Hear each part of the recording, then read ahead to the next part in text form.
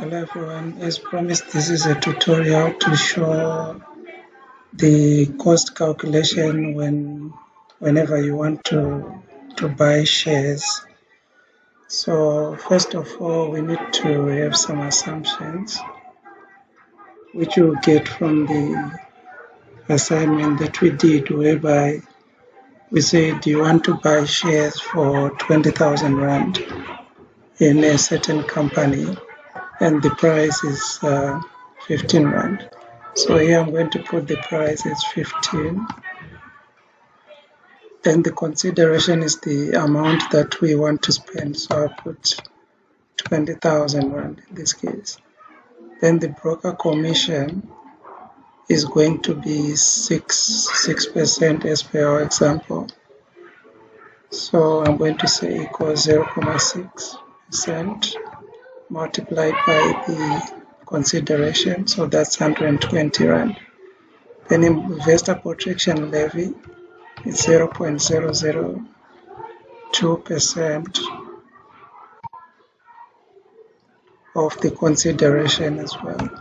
So it's going to be about 4 cents. Then the security transfer tax is 0.25%. They need to give us 50 Rand. Then the strat operates by way of a percentage or a minimum. So if we calculate 0.005787% of the consideration, we are going to get 1 Rand 15. But then the law says the minimum is 10 Rand 92. So just put it as 10.92 since the amount is less than the amount we calculate is less than the stipulated minimum.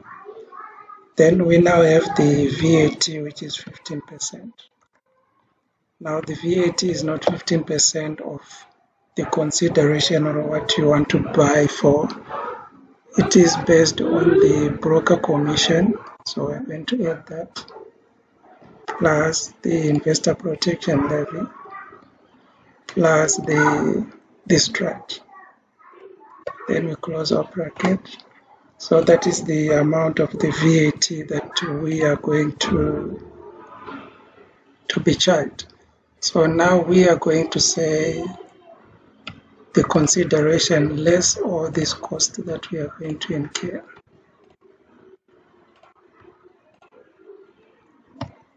So the total that you get is 19,799.39.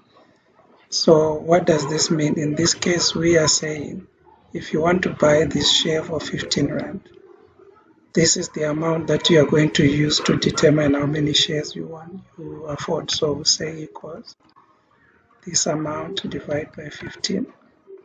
So we can afford to buy about 1,319 shares because we only buy in the multiples of 1. So the 0.9597 we're going to ignore. So now, what if we say 1319, that's the total amount. So we'll say this amount multiplied by 15. You are going to get 19,785. Now we then say 19,785 plus the cost that you incur.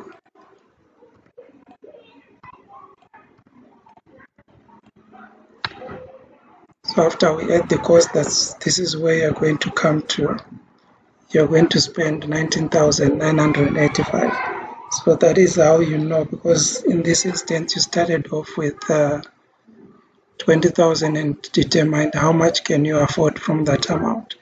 So as you work with the consideration, then you go inputting the cost, then you arrive at a total which will show you to say this is how much you should be able to buy. So the second part of the question was saying, what is the break-even point?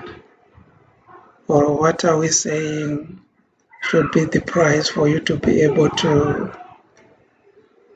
say my shares are not making a loss or a profit? So we are going to get this total and divide it by the number of shares that you bought. So which means though you bought at 15 Rand, you have to wait until the share reaches 15 Rand 15 for you to be able to get to the break-even point. But this is not the price that you can sell at a profit, because remember, as you sell, you are going to be charged some commission as well, and some security transfer tax and VAT as well. So this is just for you to break even to reach a point where you have reached zero. So if you take this amount and multiply it by the number of shares we have, you see you get to the amount that you were charged for the shares. So this is how you do it. If you want, you can put this kind of spreadsheet and keep it so that it will allow you to keep track of your costs, and also when you want to buy, to say how much can I afford. Thank you.